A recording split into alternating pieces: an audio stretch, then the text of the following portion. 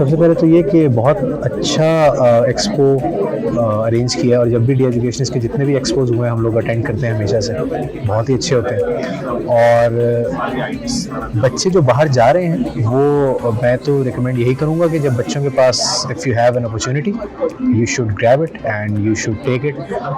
D educationist जो है इस मामले में हमेशा सबसे आगे रहा है, और इन्होंने जितनी सपोर्ट की है बच्चों को, हमारे थ्रू भी जितने मतलब हमारे पास भी इनकी जितनी एप्लीकेशंस आती हैं, जितने बच्चे आते हैं, they have always been top notch, बहुत अच्छी क्वालिटी होती है।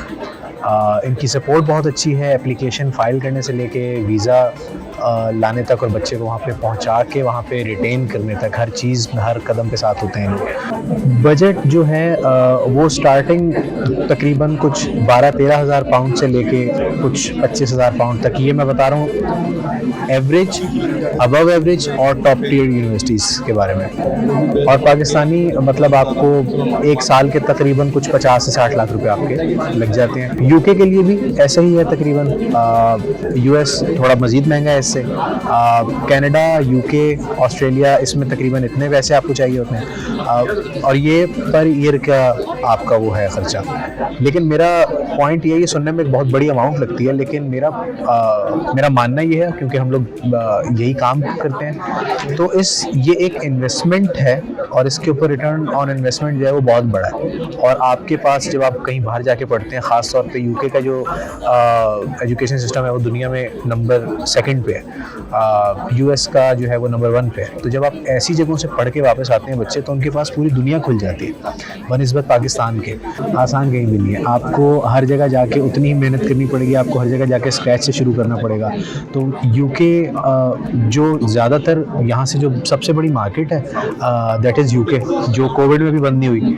कोविड में ऑस्ट्रेलिया बंद हो गया, कोविड में यूएस बंद हो गया। यूएस का वैसे भी वीज़ा रिफ्यूज़ल रेट बहुत हाई है पाकिस्तान के लिए, लेकिन यूके कभी भी बंद नहीं हुआ। यूके ने क्वारंटीन भी करवाया, यूके ने कोविड में भी मतलब कोविड में जहाँ बाकी कहीं भी नहीं जा सके बच्चे, वहाँ पे यूके में बहुत ज़्यादा बच्चे गए। तो यूके निस्बतन बेहतर मार्केट है।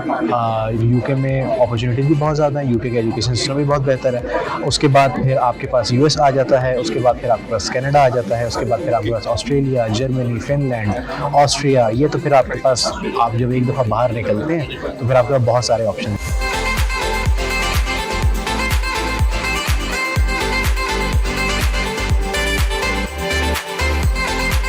ऑस्ट्रेलिया दीगर इंग्लिश स्पीकिंग कंट्रीज़ की तरह फुल ऑफ अपॉर्चुनिटीज़ है।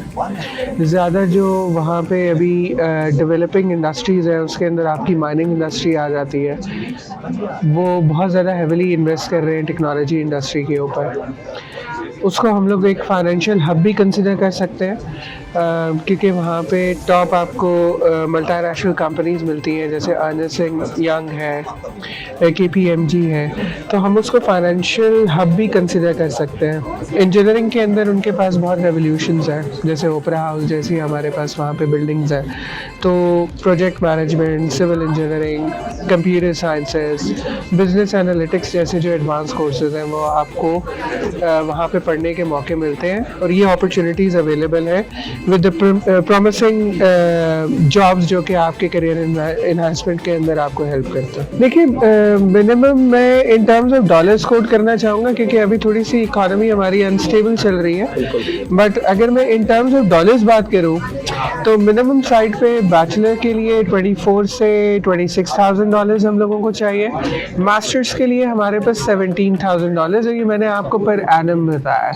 अच्छा, ऑस्ट्रेलिया के अंदर मास्टर्स का ड्यूरेशन यूजुअली 2 इयर्स का है।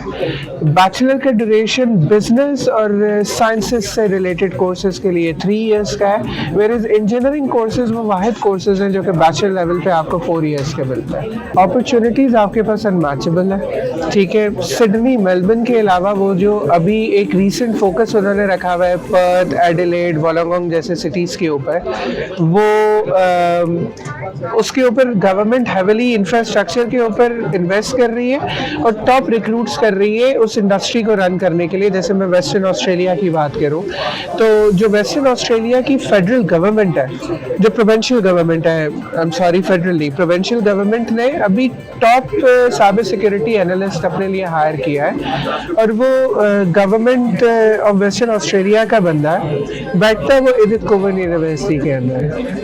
तो आप इधर से आइडिया लगा सकते हैं। मैं कर्टिन यूनिवर्सिटी की बात करूं तो वहाँ पे 5G टेक्नोलॉजी के ऊपर ख़ास करके बहुत ज़्यादा काम किया जा रहा है। एडिथ कोवन के अंदर हम लोगों का साइबर सिक्योरिटी के रिलेटेड जो इश्यूज़ है, इवन के एडिथ कोवन यूनिवर्सिटी में एक ऐसी फैसिलिटी मौजूद है कि उन्होंने कोई 200 इंचेस की एक लाइव स्क्रीन लगाई हुई है जिसमें ऑस्ट्रेलिया का मैप है, रियल टाइम में उस पर कितने साइबर अटैक्स हो रहे हैं और उसको किस तरह से रिबटल किया जा रहा है, वो एक स्टूडेंट बैठ के लाइवली उसको मॉनिटर कर सकता है। बहुत से कंट्रीज ऐसे हैं जहाँ पे ब्लैक एंड वाइट में PR की पॉलिसीज़ नहीं है, बट ऑस्ट्रेलिया आपको ब्लैक एंड वाइट पॉलिसीज़ बताता है। वहाँ पे पॉइंट मैट्रिक्स होता है जो कि आपने फॉलो करना होता है। स्टूडेंट्स को बता दिया जाता है कि जी इन एरियाज से आप पॉइंट्स इकट्ठे कर सकते हैं, जैसे एज के पॉइंट्स ये हैं, इंग्लिश प्रोफिशिएंसी के पॉइंट्स ये हैं, रीजनल एरिया से आप अगर ग्रेजुएट करते हो तो उसके पॉइंट्स ये हैं, आप जब PR अप्लाई करने की पोजीशन में अगर सिंगल है आपका मैरिटल स्टेटस तो उसके पॉइंट्स आपको इतने मिलेंगे। मैं नहीं समझता कि ऑस्ट्रेलिया में एक इंटरनेशनल स्टूडेंट को लैंग्वेज बैरियर होगा, क्योंकि पाकिस्तानी उर्दू के बाद सबसे ज़्यादा प्रोफेशन इंग्लिश के ऊपर ही है,